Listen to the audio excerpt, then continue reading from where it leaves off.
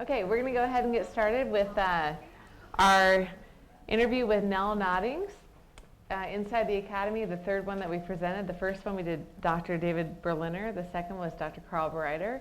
And our third guest, our honoree, is Dr. Nel Noddings, Professor Emerita from Stanford University. Thank you all so much for coming. Oh, we got to go this way. Okay, becoming Nel. Where did you grow up? I grew up in New Jersey. And on the beach in New Jersey? No, we started out in North Jersey in a town called Bloomfield. We lived there through 6th grade, and then we moved to the Raritan Bay area. And there was a dramatic change in schools that I told you about earlier today. I'm pretty sure that the school I went to in Bloomfield was a progressive school. My parents wouldn't have known the difference, and kids don't know. But when I look back on it, there was a lot of art, music, drama, and no homework. So it must have been a progressive school. And I loved it. And then we moved to this Raritan Bay area, and it was a little dinky school, a 4-room school with 8 grades in it. So I had 7th grade in a classroom where we had 7th and 8th grade, and where at least 2 of the boys were just out of reform school. It was a big change, an enormous change from what I had had. Nevertheless, I had a wonderful year. So there were 2 years in that school and then on to high school. Okay. Tell us about your parents and your younger sister. Yeah, I have one sister, and neither of my parents graduated from high school. So I was the first person in my family on either side to go to college. In fact, I guess I was the first person to graduate from high school in my family. And it's a peculiar history that I won't spend a whole lot of time on, but somewhere around age 7, my whole sort of psychological orientation changed, and school became my real home. There wasn't anything wrong with my home. I mean, there was no abuse or anything like that. And my mother was reasonably supportive, but for some reason or other, I made that psychological change. And apparently it does happen sometimes, but is relatively rare. Psychologists have told me. But anyway, it happened. Tell us about how your experiences in school impacted the person you've become. Well, they had everything to do with it. Yeah, they had everything to do with it until of course I had my own children, and that was another tremendous influence on the way I taught. And the range of children, I mean, having 10 kids, we had 5 of our own biological children, then we adopted 5 more. And we had, a tremendous range of interests and abilities. And I was telling Audrey earlier that I'm so grateful for that experience because I learned so much from those kids. I think maybe it wouldn't have happened, but I suspect if I hadn't had all those kids, I might have become an intellectual snob. I hope not, but I might have. How do you mean? I've been rescued from that. Yeah. And how many of those were biological? And 5 each. We had our 5 biological children very close together because I wanted to get them here and get on with it, And then when the 5th one was born, and she's here today with me, came by surprise, which was very nice of her. We were then embarrassed by the population explosion, figured that we had done enough damage there, and but we still wanted more kids. So that's when we started adopting kids, and we adopted them in pretty much the same age range. So 9 of them were within about 8 years, and the youngest one's a little bit behind. He's 6 years younger. So from where did you adopt your kids? 3 of the kids are Korean American, adopted through Pearl Buck's Welcome House, because we were still living in New Jersey at that time. We hadn't moved to California.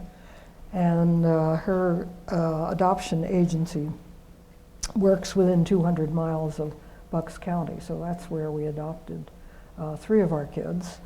And then 2 girls came along and just joined up with the family, and that's the way it happened. So. Tell us about your husband, Jim. Jim, that's Jim there with the car that was our family car. Because we both felt strongly that the kids ought to see the country. And so each kid had a map in his or her room, and colored in each state that they spent a night in. So we took them all over the country. We camped all over the country. Sometimes I wonder why I did some of it. I remember cooking a lunch, Nikki, you probably remember this, in Utah in the rain. Now, why did I do that? I should simply have said, I'm not going to do this. Let's go to the nearest restaurant. Oh, cooking spaghetti in the rain in Utah. I will never forget that. But anyway, that's the car we used to take the kids all over the country. And we did manage all 48 of the contiguous states. The last one we managed was Colorado, because for some reason we always went around it, you know? And finally we said, we've got to get Colorado in there, so we went to Colorado. Mm-hmm. And when did you meet Jim?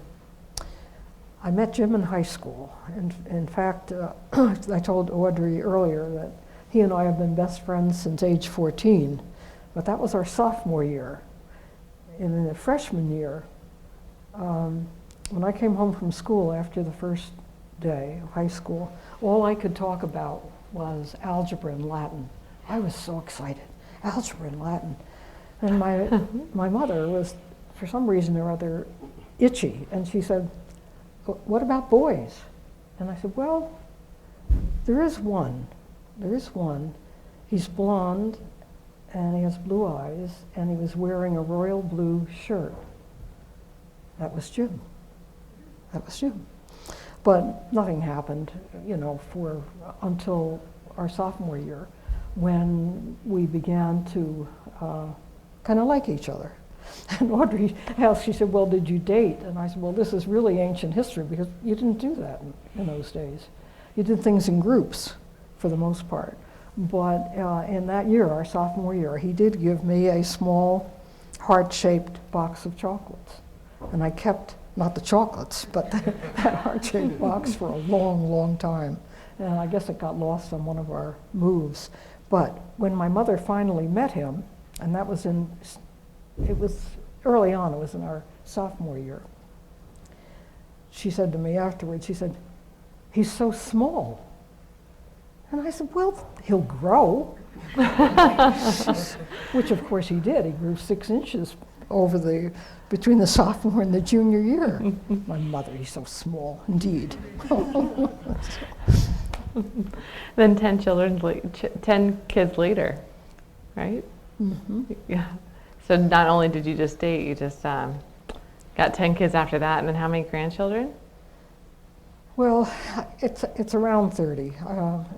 Jim keeps track of that. I don't keep track of it. When they come to the house, I feed them, and I'm glad to see them, but I don't keep track of the numbers. Around 30, isn't it? Yeah. So 30 well, grandchildren. It would be, you know, if you've got 10 kids, it's likely that you'll have 30 grandchildren. And how many grandchildren? How many grandchildren? Great-grandchildren? Great-grandchildren. Yes. Yeah, well, that's happened very recently. You know, when you have all your kids very close together, and then the grandchildren are close together, you're likely to get great-grandchildren together. And so we do have, I think, 11. I think it's 11 now. And they're all babies, of course. But. And tell us about your 60th wedding anniversary. About who? Your 60th wedding anniversary. Oh, the 60th. Mm-hmm. Yeah, that was this last summer, so we had a tremendous reunion. And since we live in a resort town, it's very easy to rent rooms at bed and breakfasts. And in fact, right up the street from us, we have a couple of bed and breakfasts. So we managed to get everybody into a room, and we had good weather, and we had a good time. And how did Jim keep track of all the kids? Well, in the summer, I try not to take any lecture engagements. Typically through the academic year, I have about 2 a month, sometimes more than that, but usually about 2 a month, but I don't take any in the summer. And he keeps a big chart that tells us when people are arriving and whether we have to go to the airport to meet them or the train station or whatever, so that we want to be sure that we have enough room for people. So we have to space it out a little bit. You use the spreadsheet to keep on top of y'all. Yeah. How have your relationships with your family impacted your scholarship? Well, clearly it was sort of basic in thinking about the ethic of care. There are 2 things really that were basic there. The family was one, but the other was my first teaching experience. And that was in South Jersey in a small town called Woodbury. My first teaching assignment was a 6th grade class. I was trained as a high school math teacher, but there weren't any math jobs that year. Can you believe that? There weren't any math jobs that year. And of course I applied very late in August. So I got this job teaching 6th graders, and it was wonderful. That affected my entire professional life. It was just wonderful. At the end of the year, we were asked if we'd stay together for another year because the junior high was overcrowded. And the parents had to consent.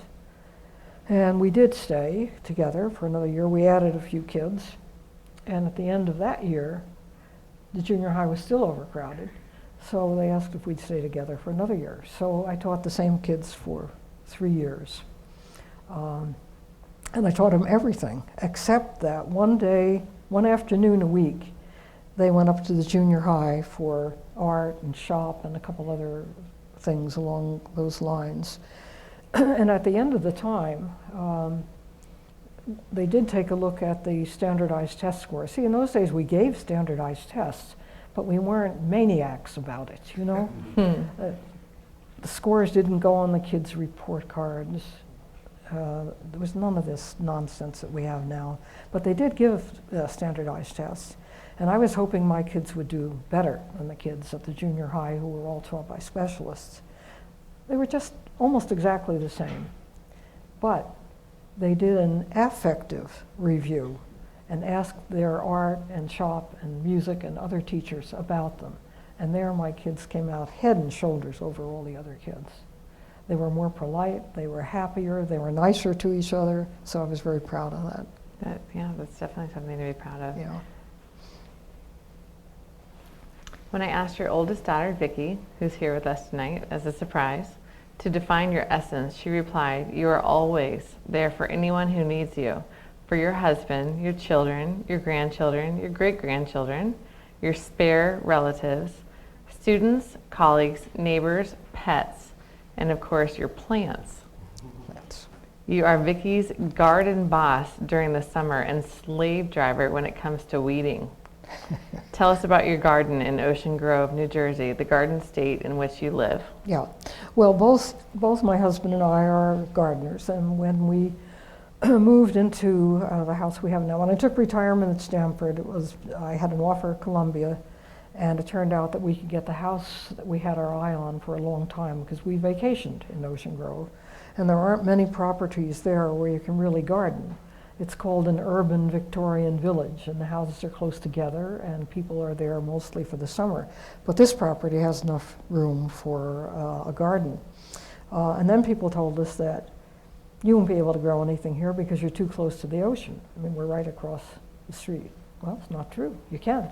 We have a wonderful vegetable garden, and we have lots of flowers. It's a lot of work. So when Vicki comes in the summer, she helps with the weeding. And the man across the street said to her, she was standing up one day, and he said, "Gosh, I'm glad to see your face. All I've seen is your backside all summer long." So She's been a big help there. Yeah, we both like gardening. Sure.